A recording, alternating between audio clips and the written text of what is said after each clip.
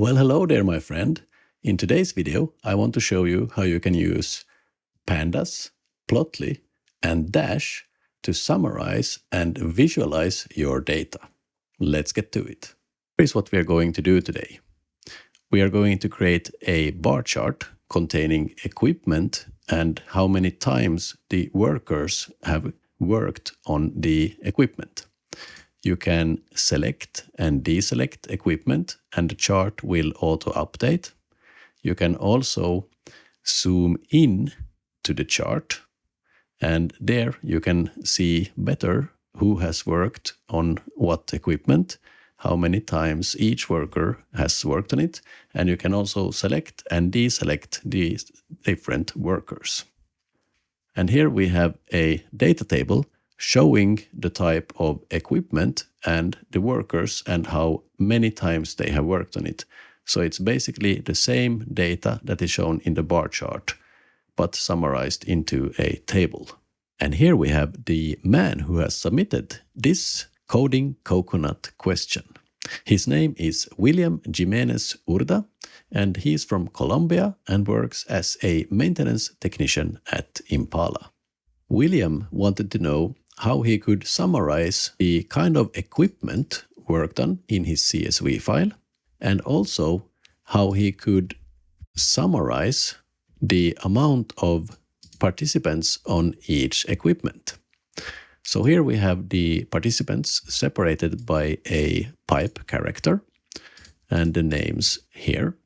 And in this one, the equipo, we can see which kind of equipment it is. So he wanted to have a summarization of these trucks, ships, and so on, and how many times each worker had worked on them.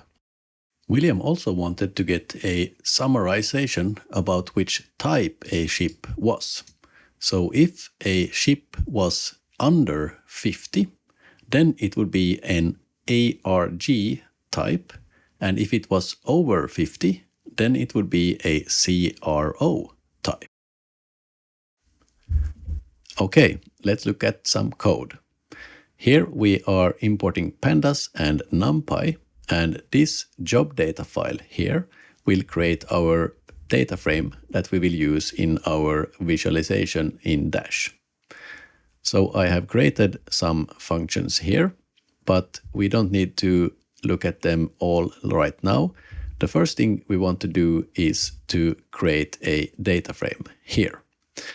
And to do that, we first want to open our source data, the rl-zd CSV file here. So let's do that first. So we specify a source data frame, and that is equal to pd pandas.read CSV, and we specify our name, which is rl-zd.csv.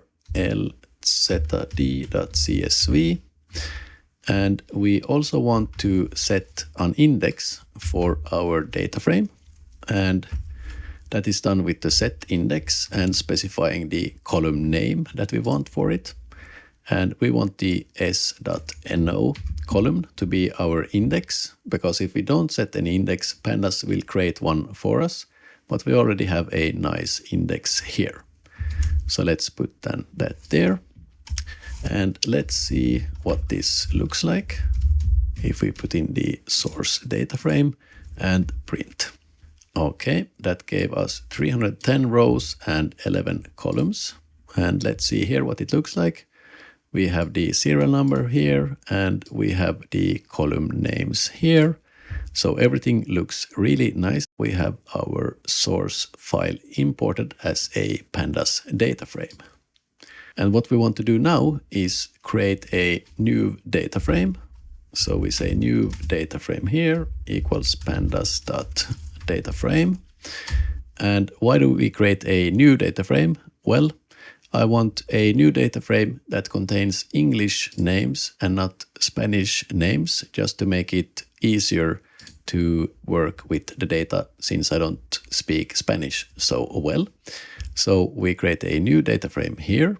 And then we set the new data frame's equipment column to be equal to the source dataframes column. And what name is that? It's to equipo. And here is the trucks, the ships and cars and so on. And let's paste that. And now we want to insert our ship type column, the ARG and CRO type, or dash like this when it doesn't have a value. So then we can use the new dataframe.insert here. And the first parameter it takes is where do we want to insert it? Well, after the first column. And what do we want to name the column? Ship type. And we want to take the data frame new and the equipment. Oh, it's named new df, and we want to map that to a function, which is the ship type here. So we'll write ship type. Okay, so what does the map here do? Well, the map takes a function and applies that to every row in your column here that you specify. So here we can specify what the ship type does. And I have written the documentation for this already.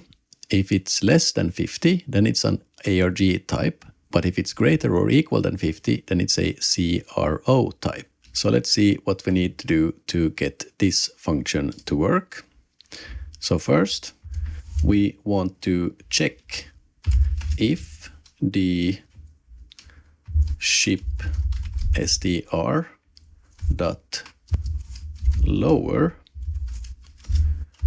dot starts with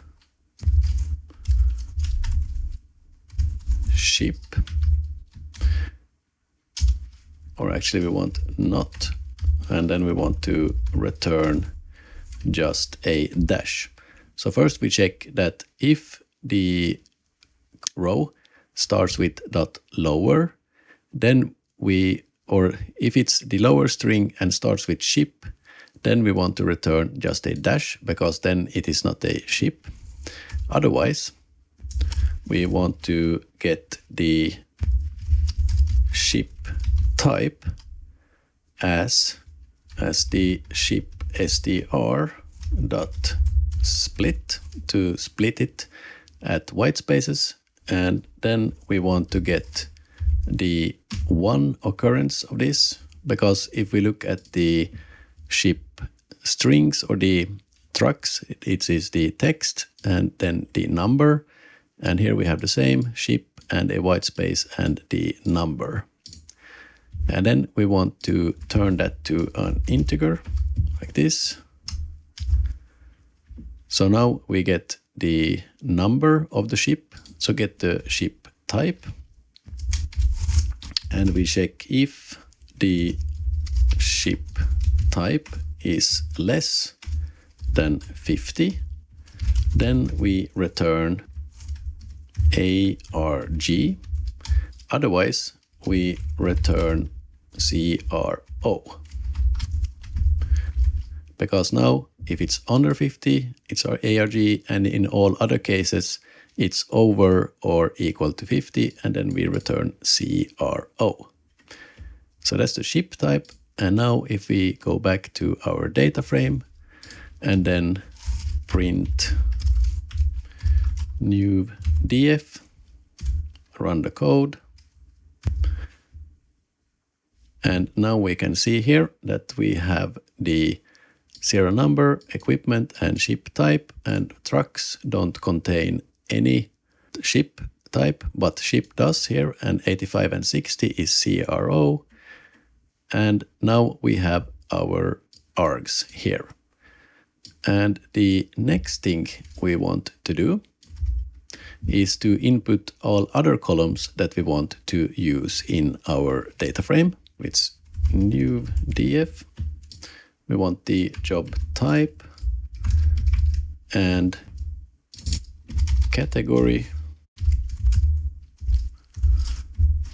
and workers here to be equal to, so the job type should be equal to tipo de tarea is the job type, and that should then be source df and tipo de tarea, and the category should be equal to categoria técnica. Oops, put the quotes here, and then the worker category should be equal to participante adicional, which is this one's here, and then just paste this in here. Okay. But now we have one problem here, because if we print out this new df and workers here, we can see that we get Melker, Todd, Otro, Tela, and so on. Here we have several names in one column, but we want to summarize these to get the amount of times each worker has worked on each equipment. So we need to somehow separate these ones into separate columns and with a number how many times they have worked. So then we want to add worker names columns. And now we need to get unique worker names. So then we can say that work names is equal to our get worker names function. And that takes a data frame. So we want to pass our new data frame to it. And what do we want to do with this one then? So we want to get unique worker names. And to get those, we can first get the worker collaborations. Let's call those worker collabs. And that is the data frame and the name of the workers. And then we can use Pandas unique method here to get only the unique values in that column. So now we get only the unique values here, so we don't get any duplicates. And then what we want to do is create an empty workers list. And then for collab in worker collabs, we want to split them at the pipe character that we see here. So everything is the name, and then it's splitted by a pipe character. So then we can say for worker in collab dot split, and now we want to split at the pipe. Oops. And you saw that we have quite a lot of white spaces here. So we need to first say that this worker is worker.strip to remove any trailing white spaces or leading white spaces. And then we append this worker to the workers. So workers.append and worker. And let's see what we get here if we print out our workers. Let's run the code. And oh yes, we get everyone's names, but as you can see, we get everyone's name repeating, and that's not really what we want. We want unique names, or let's say just workers is equal to a list and a set of workers. And that will first, the set will remove all values that are duplicates, and then we just create that to a list again.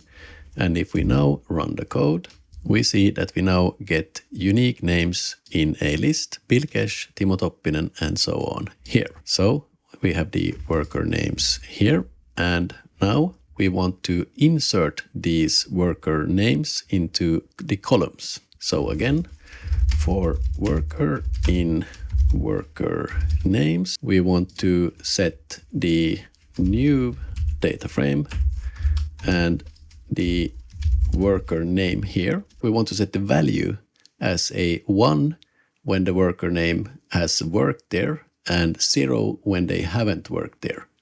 So we can use the np.where for that and pass the data frame, new data frame, workers here.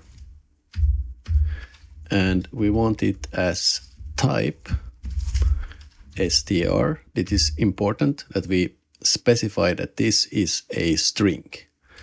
And then we can use the .str.contains, and we are searching for the worker.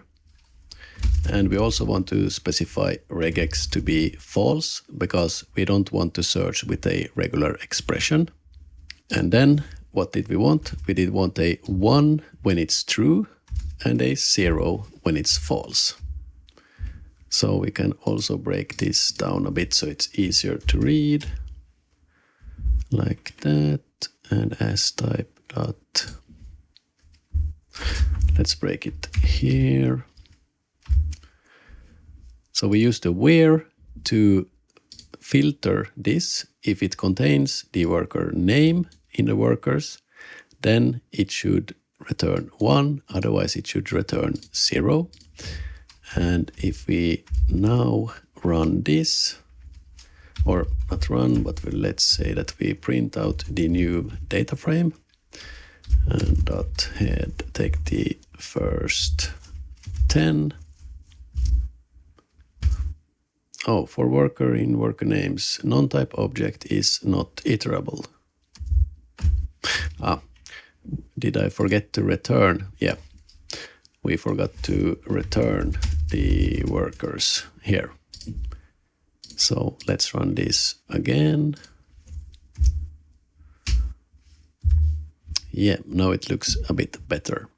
So we have the equipment, ship type, job type, category, and then we have the worker names here, and we can see here Tela has worked 1 time here and Bilkesh 1 time, and it summarizes each time they have worked on the different equipments. So really nice. That is what we wanted. And let's not forget this time to return our new data frame. Okay, so now we have created our data frame. We have pulled the source data, created a new data frame, inserted the ship type and the different categories and workers and unique worker names, and if they have worked on the job or not. And the next thing we want to do is to summarize our data, because now we have here the equipment types and how many times each worker has worked on each equipment. But as you can see here, Tela has worked 2 times on this truck 2 at least, but we want to summarize these in the total per truck and per worker. So then we need to use the groupby. So first, let's start off with getting the worker names again.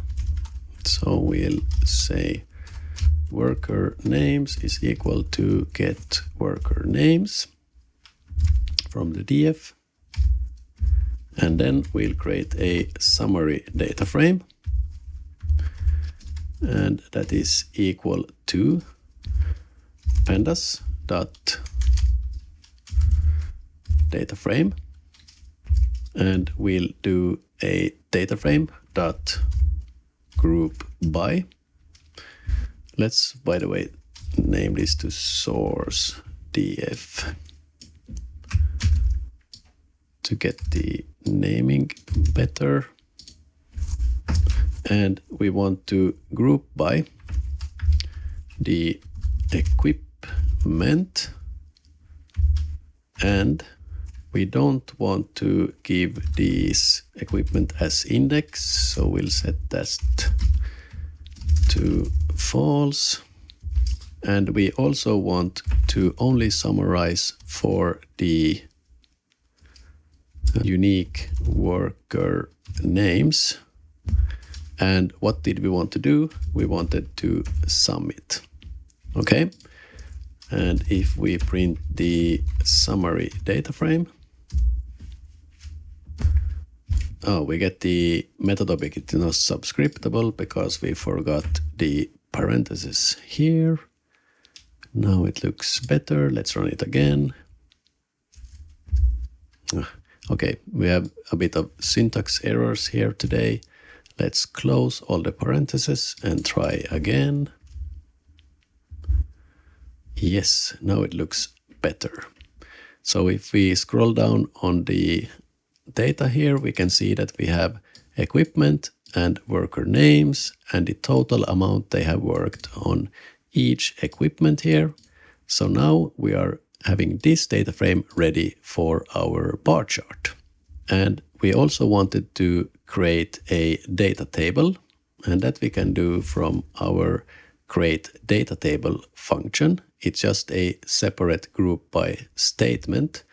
So let's do like this, create data table df and pass our source df and say data table df equals here. And we want to create a data table, and let's see what we want here. We also want the worker names, and let's just put here worker names. And then we want to return a pandas.dataframe, and we want to do like this, source dataframe dot group by. And what do we want to group by now? We want to group by equipment and also the ship type. And same thing here. We want the as index to be equal to false. And we want the same here, just worker names and dot sum. So the difference here in the data table frame is that we want also to know the ship type. So it's exactly the same as the other one, but we group at ship type. So let's see what that looks like. Data table df and print it out.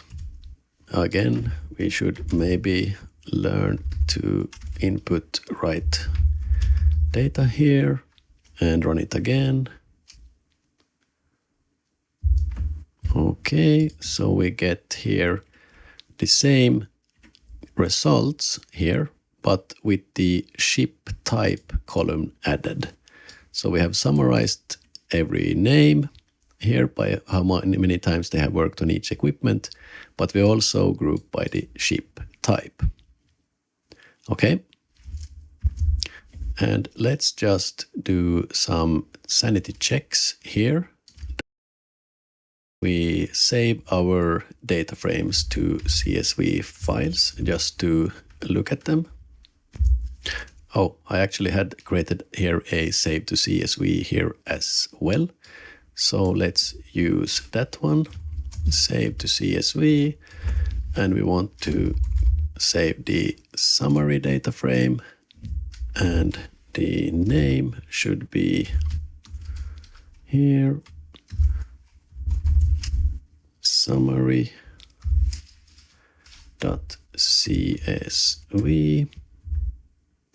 And encoding I have specified here to be UTF-8, so that is fine.